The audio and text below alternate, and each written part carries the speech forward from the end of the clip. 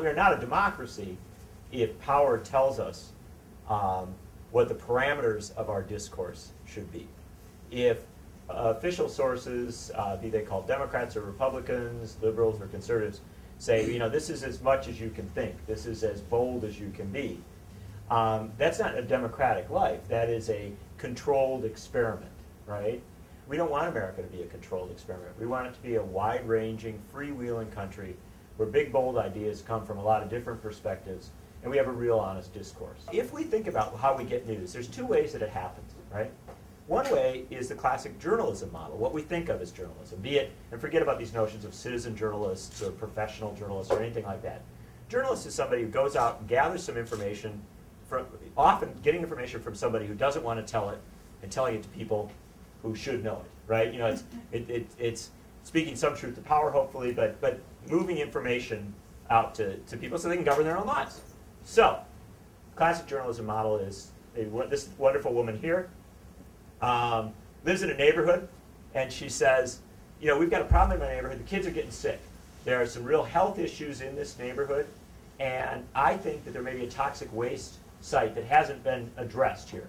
I've called the mayor. I've called the city council. Nothing is happening, and so there's a guy with a notepad. He must be a journalist.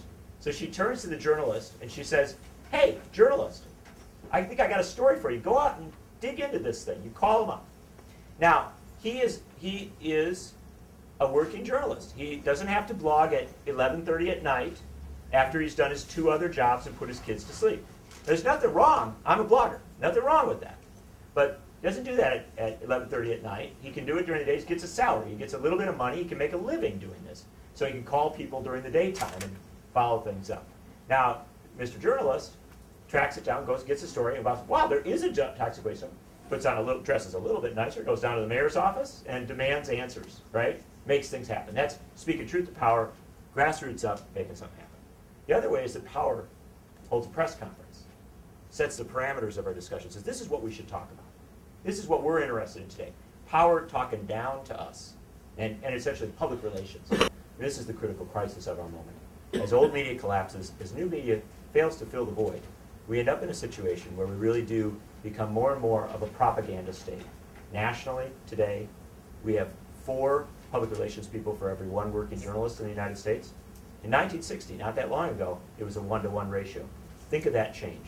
So this is the real question that we have as we address this crisis in media, is do we want to have a state with journalism, with a civic and democratic discourse, or do we want to have a state with public relations that, frankly, is far more Orwellian? If we don't have viable journalism, and we have what John was talking about, you know, instead of 4 PR people paid by corporations and government, what we're going to have in 4 years at current rates is 7 or 8 per working journalist. We're going to be living in the golden age of propaganda paid for by the same people who own our government. It's just, you know, it goes past the crisis points to actually we've lost. It's over. That's the moment we're in. That's why this fight for journalism is fundamental. I would be thrilled. I would be absolutely thrilled if we just took the money that our government spends trying to prevent us from knowing things and allocated that to journalism. It's not some evil plot. It's structurally how any big institution likes to operate. It's much easier if people don't know about things. Well, I'm sorry though. If we are to be our own governors, we got to know.